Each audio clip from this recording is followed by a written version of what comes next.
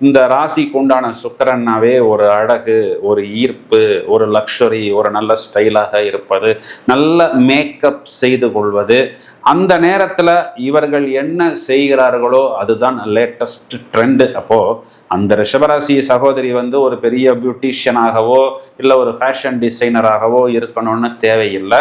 ஒரு சின்ன விலையில அந்த பொண்ணு என்ன ஒரு ட்ரெஸ் போட்டிருக்குமோ, என்ன ஒரு மேக்கப் போட்டிருக்குமோ, அது பார்த்தா என்னமோ ஒரு பெரிய செலிபிரிட்டிக்கே ஒரு டஃப் கொடுக்குற மாதிரி, இதுவே ஒரு பெரிய ஃபேஷன் டிசைனராக இருக்குமோ, ஒரு பெரிய மேக்கப் ஆர்டிஸ்டாக இருக்குமோ, அப்படிங்கிற அளவுக்கு ரொம்பவும் ப்ளசண்டா, ரொம்பவும் ப்ரெசன்டபிளா பலர் நம்மை ஈர்க்கக்கூடிய விதத்தில் தங்களை தாங்களே மேலும் மேலும் ரசித்து ரசித்து ரசித்து மெருகேற்றி கொள்ளக்கூடிய அமைப்பு அப்படிங்கிறது இந்த ரிஷபராசியில் நிறைய உண்டு.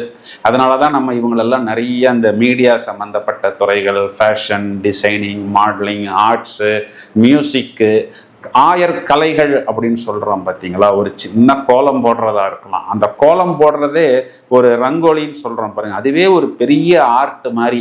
வீட்டுக்குள்ள பார்த்தோம்னா அந்த ஸ்கிரீனு, அரேஞ்ச்மெண்ட்ஸு, பொருளை அலங்கரிப்பது, அதனை அழகாக வைப்பது, இதெல்லாம் பார்த்தோம்னா என்னமோ ஒரு பெரிய இன்டீரியர் டெக்கரேட்டரே உள்ள செஞ்சிருப்பாங்களோ